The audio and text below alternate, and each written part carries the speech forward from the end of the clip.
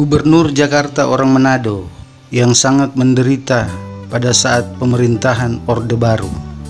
Satu di antara gubernur DKI Jakarta dengan masa kepemimpinan yang singkat adalah Diemban Heng Ngantung, putra dari Manado yang dipercayakan Presiden Soekarno memimpin DKI Jakarta pada tahun 1964 sampai 1965. Sejarah mencatat ada 3 nama yang masa jabatannya tak sampai 1 tahun, yaitu Dan Yahya, Desember 1949 sampai Februari 1950. Heng Ngantung, Agustus 1964 sampai Juli 1965.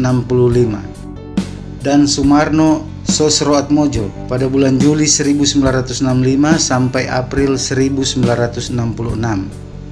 Dari 3 nama itu, Heng Ngantung boleh jadi yang paling apes. Dan Yahya menjabat sedemikian singkat sebagai gubernur militer Jakarta, hanya 3 bulan. Ia ditunjuk Presiden Soekarno memegang kendali ibu kota setelah Indonesia diakui kedaulatannya sesuai konferensi meja bundar di Den Haag, Belanda. Kondisi politik nasional saat itu masih labil. Sementara itu Sumarno Suryo Atmojo sudah lebih dulu merasakan tampuk kepemimpinan DKI pada tahun 1960 sampai 1964. 4 tahun menjabat ia digantikan Heng Ngantung, wakilnya yang waktu itu selama 4 tahun. Kepemimpinan periode kedua Sumarno yang berlangsung tak sampai 12 bulan juga sebatas menggantikan Heng Ngantung yang dicopot tiba-tiba dari posisinya pada Juli 1965. Heng Ngantung tercatat sebagai orang Manado non-muslim pertama yang menjadi gubernur Jakarta. Namun tak lama setelah Heng Ngantung ditunjuk Presiden Soekarno sebagai gubernur, posisi presiden diambil alih oleh Soeharto. Heng Ngantung yang bernama lengkap Hendrik Joel Hermanus pun langsung jadi sasaran tembak rezim otoriter Orde Baru. Rezim Orde Baru melabel dia sebagai pengikut Partai Komunis Indonesia atau PKI. Label itu jadi semacam wabah sampar yang diceritakan filsuf Perancis Aljazair, Albert Camus. Cap pengikut PKI mampir begitu saja tanpa sebab, melekat tanpa dapat disembuhkan, dan membunuh korban yang tak tahu apa-apa. Dalam kasus cap PKI terhadap Heng, pria kelahiran Manado 1 Maret 1921 ini, itu tak pernah disidangkan dan diberi kesempatan untuk membela diri. Cap PKI merontokkan karir Heng Ngantung. Istri Heng Ngantung, Hetty Evelyn Ngantung Mamesa, mengenang betapa karir suaminya mendadak punah sejak 1965 saat era rezim Orde Baru membantai ratusan ribu hingga jutaan orang yang dituduh komunis. Pagi-pagi di depan rumah kami di Tanah Abang, banyak RPK, Resimen Para Komando Angkatan Darat, sedang mengepung tangsi Cakrabirawa. Kami tidak tahu apa yang terjadi. Kehidupan kami selanjutnya menjadi susah hingga harus jual rumah, kata Evelyn dalam berita harian Kompas pada 9 Juni 2006. Tragedi yang menimpa kehidupan Heng dan istri bermula pada sekitar gerakan 30 September 1965. Peristiwa itu juga yang memaksa Heng dan Evelyn melego rumah mereka di kawasan cukup elit Jalan Tanah Abang 2, Jakarta. Kami jual rumah itu karena tidak punya uang lagi. Karena sejak Pak Heng dicopot sebagai gubernur tahun 1965, Pak Heng tidak diberi pensiun.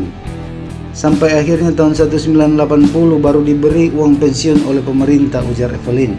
Uang hasil penjualan rumah di Jalan Tanah Abang 2 itu digunakan untuk membeli rumah di pemukiman padat penduduk di pinggir Jalan Dewi Sartika, Jakarta Timur seharga 5,5 juta. Hetty Evelyn Ngantung Mamesa memegang foto mantan Gubernur DKI Jakarta Heng Ngantung. Evelyn meninggal pada usia 75 tahun, Rabu 3/9/2014 malam. Sejak 12 Desember 1991, Evelyn tetap tinggal di rumah mereka di gang sempit Jalan Dewi Sartika. Saya bertahan di rumah ini karena penuh kenangan dengan Pak Heng Ngantung, tutur Evelyn istrinya. Banyak ruangan di rumah itu yang tidak bisa lagi dipakai.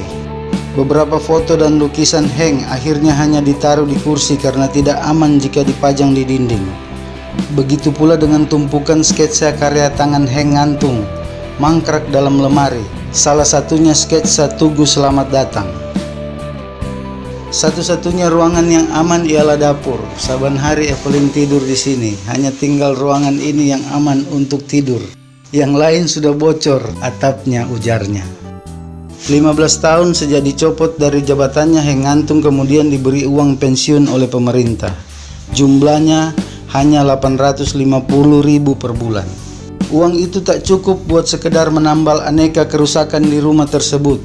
Setelah Heng meninggal, hanya uang pensiun inilah yang diandalkan Evelyn buat melanjutkan hidupnya.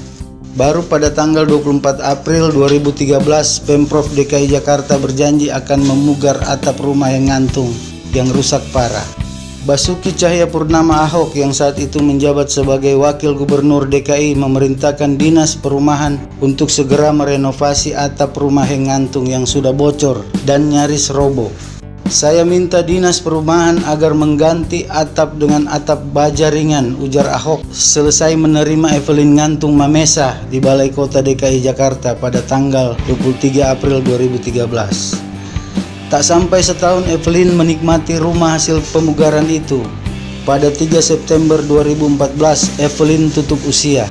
Maut menyatukan dia dengan Heng Ngantung setelah maut itu pula yang sempat memisahkan mereka.